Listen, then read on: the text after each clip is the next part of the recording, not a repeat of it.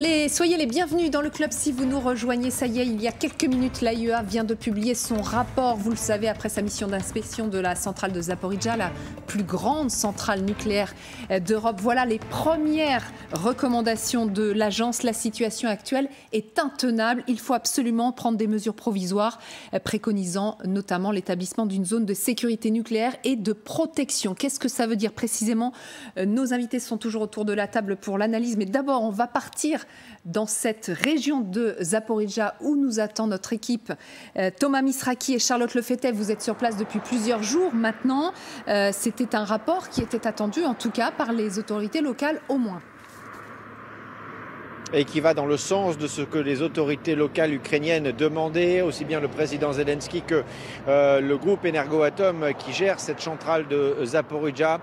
Les deux demandaient une démilitarisation complète non seulement du site nucléaire mais aussi de la zone qui entoure ce site nucléaire, et c'est ce que prône ce rapport de 52 pages diffusé par l'Agence internationale de l'énergie atomique qui parle d'une situation intenable. Le principal objectif de la mission d'inspection qui s'est rendue sur place était de faire un bilan complet de la situation à la centrale nucléaire de Zaporijia, de voir dans quel état était cette centrale nucléaire après les combats qui se sont déroulés autour ces dernières semaines. C'était aussi de préconiser des solutions pour que l'accident nucléaire soit évité. C'est ce que nous avait dit Raphaël Grossi en direct sur LCI. Voilà donc la conclusion. Il faut donc établir une zone de sécurité pour prévenir un accident nucléaire. L'agence qui rappelle effectivement que la situation actuelle est intenable et pour cause. Les combats se sont poursuivis jusqu'à ces dernières heures autour de la centrale. Ce matin, plusieurs explosions ont été entendues à proximité du site. Reste à savoir évidemment maintenant comment ces préconisations vont ou pourraient être adoptées, parce que si les Ukrainiens sont en faveur d'une telle démilitarisation, les Russes jusqu'à présent avaient clairement dit qu'ils ne quitteraient pas la centrale nucléaire de Zaporijia et qu'ils resteraient en position dans cette zone qu'ils occupent depuis désormais au moins le 4 mars dernier. Donc il va falloir maintenant négocier, il va falloir un médiateur pour que les deux parties puissent se mettre d'accord et établissent ce fameux périmètre de sécurité. On verra quel rôle pourront jouer non seulement les Européens, les Turcs et peut-être aussi l'ONU, puisqu'après tout l'AIEA est une instance onusienne dans la résolution de ce conflit. Mais ce qui est sûr, c'est que dans son rapport de 52 pages, l'AIEA va dans le sens de ce que demandaient les Ukrainiens. Merci beaucoup Thomas, et merci également à Charlotte, avec vous Charlotte Lefetet pour les images. Qu'est-ce que ça veut dire alors pour vous? Vous allez tous nous fournir votre analyse. Cette zone, l'établissement d'une zone de sécurité nucléaire et de protection. C'est peut-être un peu trop faire des conclusions parce que j'ai pas vu les faces. 52 pages. Alors le général, on le laisse un peu travailler. Il est en train d'essayer d'éplucher le rapport qui a été publié en anglais. On lui laisse quelques minutes encore. Mais on verra. Peut-être c'est juste des détails techniques qui ont dit langue d'oiseau. Mais je pense que c'est pas mal qu'ils ont constaté qu'il faut avoir cette zone de sécurité et de protection. Ça veut dire qu'aujourd'hui il n'y a pas cette zone de sécurité et de protection. Ça veut dire que le central n'est pas ni sécurisé, ni défendu, ni bien défendu. Et j'espère qu'il développe ce point-là. Après, je peux dire plus concret après que je lis en détail. Oui, c'est ça. Il faudra évidemment on y ait accès. Parce qu'on a une opposition entre plusieurs mots, effectivement. On en a parlé tout à l'heure. L'aspect zone de sécurité et de protection et ce mot de démilitariser. Et en réalité, là, le sujet, à mon sens, que demandaient les Ukrainiens, c'était véritablement le retrait des troupes de cet endroit-là. On a évoqué le fait qu'il y ait des salariés, des travailleurs donc de l'humain. Donc là, on est hors du droit de la guerre. S'il y a de l'humain, des gens, des personnes qui vont travailler dans cet endroit-là, effectivement, il y a une obligation, normalement, d'avoir une résolution et une application du droit sur cet endroit-là. Général, est-ce que vous avez réussi à en lire un petit peu davantage ou pas? Oui, j'ai vu dans les conclusions, je dirais que on prend l'un des paragraphes qui précise que les 7 piliers dont on a souvent parlé, mais un expert en parlera mieux que moi, ont été compromis. Donc tous les piliers de la sécurité, l'AIEA considère qu'ils ont été mis en difficulté difficultés. Maintenant, néanmoins, concernant le personnel que vous venez d'évoquer, il dit quand même que le personnel a rempli son travail, il fait bien son travail actuellement. Il n'évoque pas un quelconque risque sur la qualité des personnels en charge de la mise en œuvre de cette centrale. C'est-à-dire que ça va un peu en contradiction avec la finalité, le dernier paragraphe de conclusion en disant qu'il faut effectivement, non pas démilitariser, mais effectivement assurer la sécurité. Il ne parle pas de démilitarisation, c'est très clair. Il dit qu'il faut surtout éviter, si je prends le dernier paragraphe, éviter tout dommage causé par des moyens militaires. Et c'est pour ça qu'il est prêt à s'engager comme organisme international à faire ce travail à la fois de médiation et je dirais de mise en œuvre de toutes les mesures de sécurité. Ensuite, paragraphe 172, qui est quand même intéressant, il ne trouve aucune indication qui pourrait soulever un risque en termes de prolifération ou de risque nucléaire. Pas de risque pour l'instant de prolifération. Moi, c'est ce que je comprends dans ce paragraphe. Mais le problème, c'est que dans ses conclusions, il ne parle pas que de Zaporijia, il parle de l'ensemble des enceintes nucléaires d'Ukraine. Donc on a du mal à discerner de quoi il parle exactement dans les pages que j'ai, s'il ne parle que de Zaporijia ou s'il parle des mesures, des actions d'évaluation qu'il a faites sur l'ensemble des centrales. Voilà, là je ne peux pas vous en dire plus, j'ai pas suffisamment. Oui, là il faudrait lire encore une fois le rapport. Il faudrait lire en entier pour voir exactement ce qui est dit. Voilà. C'est que vous avez remarqué, ce sujet de non-prolifération, c'est exactement ce poids qui doit normalement développer l'agence internationale. Ça veut dire que l'énergie nucléaire utilisée juste pour le but pacifique, mais pas militaire. Mais ce n'est pas qu'on a attendu qu'ils vont constater que cette centrale, en tant que l'objet qui exploite l'énergie nucléaire, est utilisée pour le but militaire. Mais il faut de quoi développer, je dirais comme ça. Oui, ça veut dire on n'a pas de fuite aujourd'hui, ni volontaire, ni involontaire. C'est déjà un bon début, parce que je veux dire qu'il y a quand même des gens qui habitent autour, très proches, et donc potentiellement ils étaient menacés, sans rappeler l'impact qu'a eu la centrale de Tchernobyl sur l'ensemble de l'Europe. Donc s'il y avait des fuites, a priori ce ne serait pas le cas. Mais les 7 piliers étant compromis, il y a obligatoirement des mesures d'urgence à mettre en place. Et là, ces mesures d'urgence, c'est pour les populations à proximité immédiate, c'est ça la sécurité nucléaire, et à la radioprotection. Voilà, et à la fois de la centrale elle-même, parce qu'elle est bombardée, et donc il y a un risque potentiellement de l'endommager plus qu'elle ne l'est déjà. Et donc, pour le coup, que le point sur la non-prolifération actuelle ne soit plus vrai rapidement. Et donc là, ils ont raison, en tout cas, ils sont objectifs sur l'état actuel de la centrale, sur les mesures à prendre, maintenant à trouver un compromis entre les Ukrainiens et les Russes sur comment ces mesures doivent être mises en œuvre, quel serait le garant de ces mesures-là. Et là, la bataille géopolitique et diplomatique ça va se mettre en place tout de suite. Alors, si ça va aussi vite que sortir le grain des ports d'Odessa, oui, parce que finalement, ça avait mis quoi? Quelques semaines quand même. Une fois qu'on avait trouvé l'organisation, c'est-à-dire que la Turquie avait pris la main sur... Ça a été très rapide entre le moment où un accord a été annoncé et les premiers bateaux qui sont partis.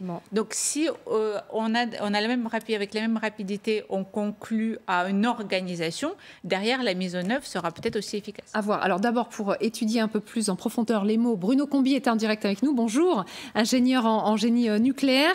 Alors le général a mis en exergue quelques mots du rapport. Vous allez pouvoir nous éclairer. Il y a certains mots qui nous ont un peu inquiétés, d'autres rassurés. A priori, il n'y aurait pas de signe de prolifération nucléaire. Donc ça veut dire que la centrale est assez préservée. Est-ce qu'on comprend bien les mots là ou pas? Alors la prolifération, c'est un terme militaire. Oui. Ça pris le fait qu'on cherche des matières nucléaires pour fabriquer des bombes atomiques. Donc effectivement, à Zaporijia, il n'y a pas vraiment de risque de prolifération. Il faut bien garder présent à l'esprit que l'Agence internationale de l'énergie atomique a pour vocation de prévenir justement la prolifération nucléaire, c'est-à-dire l'usage militaire des forces atomiques. Et donc, bien sûr, à Zaporijia, ça n'est ni adapté ni possible, puisque le combustible usé a séjourné un certain temps dans le réacteur et n'est donc pas propice à la fabrication de bombes. Bon, donc ça, c'est logique pour vous. Ouais. Surprenant qu'il n'y ait pas de signe de prolifération. Mais c'est bien sûr un point positif, mais ce n'est pas surprenant. Autre point positif. Oui, général. Le mot prolifération, c'est le mot qu'il y a dans la version anglaise. Hein. Il n'y a que ce mot-là pour parler de risque. Voilà, je tiens à le préciser. Il y a peut-être une définition en anglais qui n'est peut-être pas tout à fait la même qu'en français. Ça, oui, donc attention au mot. Ça à M. Combi qui en sort plus que moi. Donc, La définition du terme prolifération en anglais est la même qu'en français, c'est-à-dire que ça s'applique plutôt à l'usage. Sens. Ok. Dans les choses qui peuvent nous rassurer, c'est que le personnel, vous savez, il y avait eu des témoignages comme quoi il y avait des pressions faites sur le personnel qui travaillait ces salariés dans des conditions épouvantables, dans des conditions de stress, il y avait même parfois des tortures. Là, la LIEA constate que le personnel fait bien son travail et qu'il n'y a pas de risque de ce côté-là. Donc ça, c'est un élément très positif, puisque derrière toute machine, il y a des hommes, et donc le fait que la machine soit... Alors, on a quelques problèmes de connexion, pardon. Est-ce qu'on peut essayer de les régler avant de pouvoir continuer cette conversation avec vous? Juste, on le disait, là, on va rentrer dans un processus de négociation. Qu'est-ce qui va se passer, là? Je pense qu'ils vont essayer à forcer des Ukrainiens à se retirer. Ça veut dire pour créer... Alors, c'est-à-dire les Russes, ils vont forcer... Les Russes, avec l'Agence internationale d'énergie atomique, va essayer de convaincre, peut-être avec médiation de Turquie, que les Ukrainiens se retirent sur cette zone de Zaporizhzhia pour la laisser sécurisée en tant que militarisée, mais juste pour une partie. Parce qu'aujourd'hui, c'est... Il faut que les combats cessent. En tout cas, c'est ce que réclame l'AIEA aujourd'hui. Les combats autour de Zaporizhzhia doivent cesser. En tout cas, de ce qu'on en comprend aujourd'hui, il n'y a pas de quiproquo sur le sujet. Donc, c'est soit les Russes se retirent, soit les Ukrainiens se retirent, mais il ne faut plus qu'il y ait de combat entre les deux. Les Russes ne voudront pas se retirer, ils sont à l'intérieur même, et ils assurent bon an, mal an, le fonctionnement avec les salariés qui arrivent à accéder à la centrale. Donc, effectivement, la solution, ce serait de demander aux troupes ukrainiennes de se retirer à distance suffisante pour qu'ils ne s'envoient pas des bombes sur la figure d'un côté et de l'autre, et donc qu'ils ne risquent pas de toucher, d'une part, les populations civiles et d'autre part, les installations nucléaires. Et d'ailleurs, l'AIEA le dit, les bombardements sur la zone doivent cesser immédiatement. C'est l'appel lancé.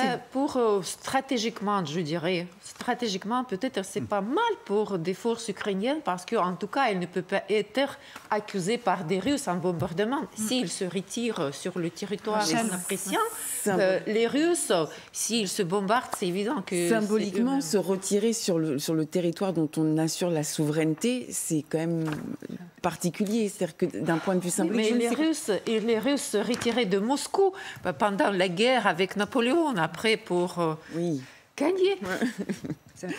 L'armée ukrainienne peut encercler aussi la zone tampon décidée avec l'AIEA autour de... Et à ce moment-là, couper complètement, militairement, les militaires de la centrale, ce que les Russes avaient fait à Mariupol. Donc, tout est possible. Et il n'y a pas de perdant à ce stade, de toute manière. Il n'y a pas de perdant à ce stade. À ce stade, il n'y a pas de raison qu'il y ait des perdants à proprement parler, même si c'est un point stratégique. Les Ukrainiens ne sont pas capables de le reprendre dans les conditions de sécurité en l'état, donc les combats doivent cesser. Bruno Combi est toujours... Donc ça y est, on a récupéré normalement la liaison, si tout va bien, avec Bruno Combi. On va continuer l'analyse de ce rapport de l'AIEA avec vous.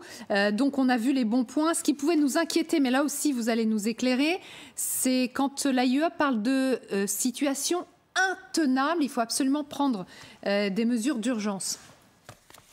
Oui, non, ça c'est tout à fait évident et je ne suis pas surpris du tout de cette appréciation de l'AIEA. Il faut voir que c'est une centrale qui, depuis des semaines et des semaines, est régulièrement bombardée, avec des trous dans les toits de certains bâtiments, comme on a pu le voir sur les images, avec une station de fabrication d'azote qui a été bombardée, avec des incendies, des bombes qui tombent à proximité des stockages de combustible usé, avec un personnel sous pression, même si apparemment il n'en souffre tout de même pas trop, et tant mieux. Mais il est évident que cette situation d'une centrale nucléaire civile en pleine zone de guerre est prise en otage en quelque sorte. C'est pas une bonne chose et il faut sortir de cette situation qui effectivement est intenable et très inhabituelle. Et alors, dans le rapport aussi, on voulait vous faire réagir à cette phrase, les 7 piliers ont été mis en difficulté. Alors déjà, est-ce que vous pouvez nous rappeler ce que sont ces piliers dans une centrale ? Alors, les piliers, ce n'est pas des piliers physiques, hein, c'est ce qu'on appelle les 7 piliers de la sécurité nucléaire. Donc, on considère qu'il y a un certain nombre de conditions qui sont nécessaires pour qu'une centrale nucléaire fonctionne d'une manière correcte. Et là, les 7 piliers sont plus ou moins mis à mal. Il y a l'intégrité physique de la centrale qui est atteinte, ça a été dit. Il y a le personnel qui est sous stress, ça a été dit également. Il y a donc à tous les niveaux, ces piliers sont plus ou moins fragilisés. Donc il n'y a pas, bien sûr, de réacteur qui a fondu, il n'y a pas d'accident grave, il n'y a pas de perte de contrôle du réacteur. Donc les éléments les plus importants sont quand même encore en bon ordre, mais tout ce qui fait la sécurité d'une centrale nucléaire est tout de même fragilisé. C'est ça que veut dire l'AIEA par cette expression. D'accord. Et dans les recommandations, l'établissement d'une zone de sécurité nucléaire et de protection, là aussi, comment vous l'analysez ? Alors, je pense qu'ils veulent dire sans doute qu'ils veulent mettre en place un périmètre dans lequel toute présence militaire et tout bombardement, tout tir, etc., serait proscrit de manière totale. C'est quelque chose qui me paraît intéressant parce que c'est la première fois que cette situation se produit dans l'histoire du nucléaire depuis plus d'un demi-siècle. Et donc, ça risque de servir de précédent pour de futurs conflits, peut-être dans d'autres régions du monde où il pourrait y avoir aussi des réacteurs nucléaires. Et donc, cette chose qui est en train d'être proposée et qui demande à être mise en place, ça va peut-être pas être très simple parce que ça concerne de nombreuses parties qui vont devoir discuter, se mettre d'accord. Bon, dans ce cadre de ce conflit, bien sûr, il y a les Russes et les Ukrainiens, mais aussi l'AIEA qui propose, l'ONU sans doute qui va prendre une position. Ensuite, donc, il faudra que tout le monde se mette d'accord. Donc on a déjà vu que pour la simple venue des inspecteurs, il n'était pas simple de mettre d'accord tout le monde. Donc ça va peut-être prendre un certain temps. Et ensuite, ça pourrait faire partie des futures règles de l'AIEA qui s'appliqueraient également ultérieurement dans d'autres régions du monde. Et de ce point de vue-là, ça serait sans doute bénéfique puisque cette situation inédite que nous vivons à Zaporijjia depuis maintenant plusieurs mois, eh bien, elle est susceptible de se reproduire ailleurs. Et donc, il est nécessaire de prendre des dispositions pour que ça se passe au mieux. Merci beaucoup Bruno Combi d'avoir répondu à nos questions. On le voit, c'est très très intéressant. Le général qui continue d'éplucher le rapport pour nous. Malheureusement, on n'a plus le temps, mais en tout cas, il y a 7 recommandations. Voilà, il y a 7 recommandations, une pour chaque pilier, hein, donc, qui n'ont pas l'air d'être dramatiques, mais qui sont très claires sur ce qu'il faut faire. Bon, merci en tous les cas.